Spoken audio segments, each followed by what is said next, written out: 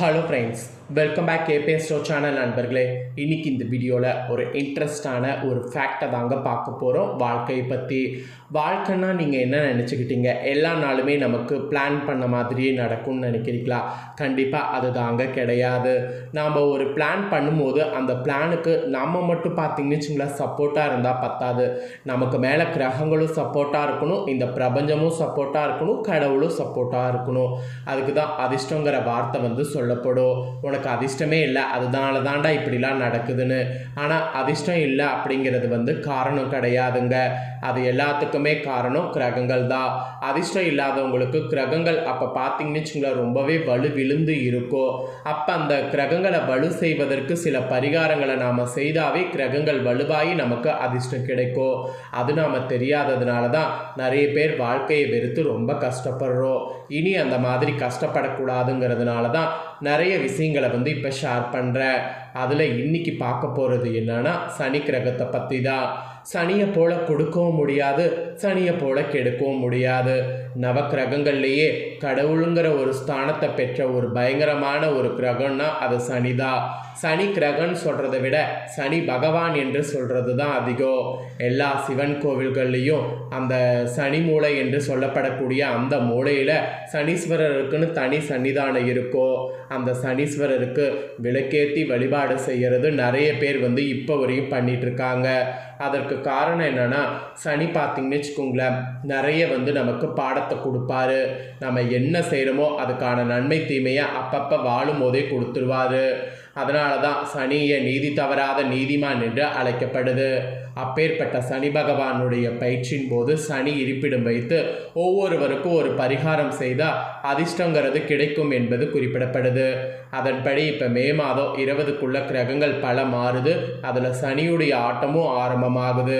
அதனால் சனிக்குனால இந்த பரிகாரம் செய்தால் நம்ம தப்பிக்கலாம் என்பது குறிப்பிடப்படுது. அதன்படி உங்கள் ராசி கன்னியாக இருந்தால் நீங்கள் செய்ய வேண்டிய பரிகாரம் தான் இது.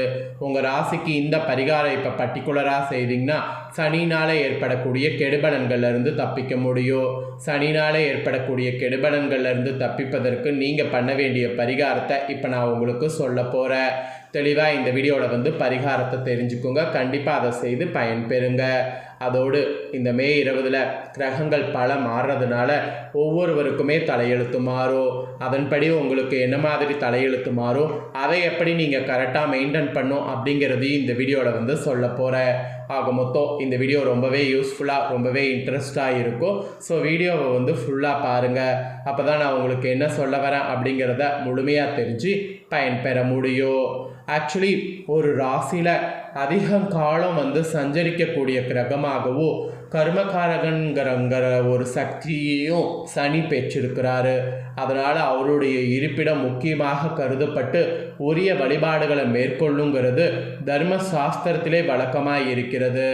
சனி பகவான் கும்பராசியில் உள்ள புரட்டாதி நட்சத்திரம் 3ஆம் பாதத்திலிருந்து மீனத்தில் உள்ள புரட்டாதி 4ஆம் பாதத்தில் உட்கார்ந்துருக்கிறாரு. திருக்கணித பஞ்சாங்கப்படி இந்த கிரக பயிற்சியில் மே 20க்கு மேலே சனியுடைய ஆட்டமானது இப்படி தான் இருக்கும் என்று கணக்கிடப்படுது. பொதுவாக ஜோதிடத்தில் ஒவ்வொரு கிரகத்துக்கும் மிக முக்கிய பங்கு இருக்கிறது. ஒவ்வொரு கிரகமும் ஒரு ராசியில் எவ்வளவு காலம் சஞ்சரிக்கும், அவ தரக்கூடிய தாக்கம் எப்படி இருக்கும் என்பதை பொறுத்து தான் அந்த கிரகத்தின் பயிற்சியை மக்கள் அதிகம் கவனிக்கிறாங்க. அந்த வகையில் சனி பகவான் தான் ஒவ்வொரு ராசியில் 2.5 ஆண்டு காலம் சஞ்சரிப்பார். குரு 1 ஆண்டு காலம், ராகு கேது 1.5 ஆண்டு காலம், இந்த மாதிரி கிரகங்கள் சஞ்சரிக்கும். நவக்கிரகங்களில் ஒரு கிரகம் ஒரு ராசியில் அதிக காலம் சஞ்சரிக்கக்கூடியது சனி கிரகம் மட்டும்தான். அவர் கர்மகாரகன் நீதிபதி என்று செயல்படுறதுனால சனியுடைய அந்த பயிற்சி டைமில் முக்கியமாக பரிகாரம் செய்யணுங்கிறது சொல்லப்படுது. ஜோதிடத்தில் நம்பிக்கை இல்லாமல் இருக்கிறவங்க கூட இந்த டைம் சனியை கவனித்து உரிய வழிபாடுகளை மேற்கொள்வது சிறந்தது. ஏன்னா இந்த சனினால் ஏற்படக்கூடிய தாக்கத்தை குறித்து நற்பலன்களை பெறுவதற்கு இந்த வழிபாடுகள் கை கொடுக்கும் என்பது நம்பிக்கையாக சொல்லப்படுது. அந்த வகையில் உங்கள் ராசிக்கு இப்போ நீங்கள் செய்ய வேண்டிய பரிகாரம் என்னங்கிறத சொல்கிறேன். அதை தெளிவாக இந்த வீடியோவில் தெரிஞ்சுக்குங்க, நோட் பண்ணுங்கள். கண்டிப்பாக அதை செய்து பயன்பெறுங்க.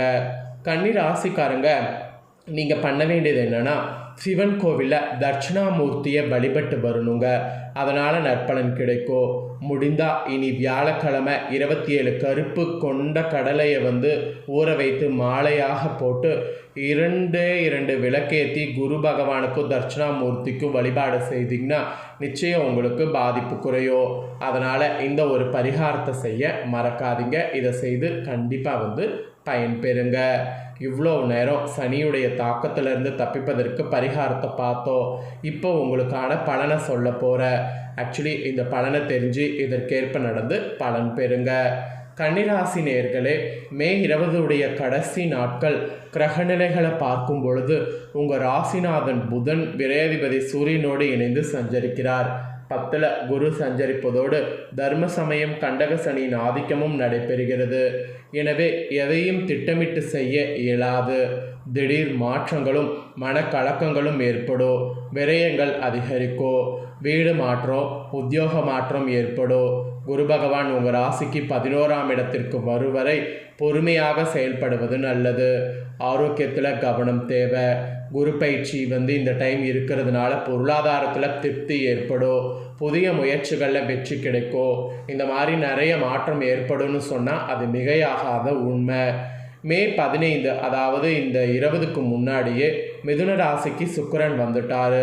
உங்கள் ராசிக்கு 2, 9 ஆகிய இடங்களுக்கு அதிபதியானவர் சுக்கிரன். பாக்கியஸ்தானத்திற்கும் தனஸ்தானத்திற்கும் அதிபதியான சுக்கிரன் தொழில்ஸ்தானத்திற்கு வரும்பொழுது தொழில் வளம் சிறப்பாக இருக்கும். வியாபாரத்தில் இருந்த போட்டிகள் அகலும். கொடுத்த வாக்கை காப்பாற்றுவீங்க.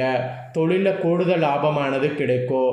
உத்தியோகத்தில் உள்ளவர்களுக்கு வெளிநாட்டில் இருந்து நல்ல நல்ல வாய்ப்புகள் வரும்.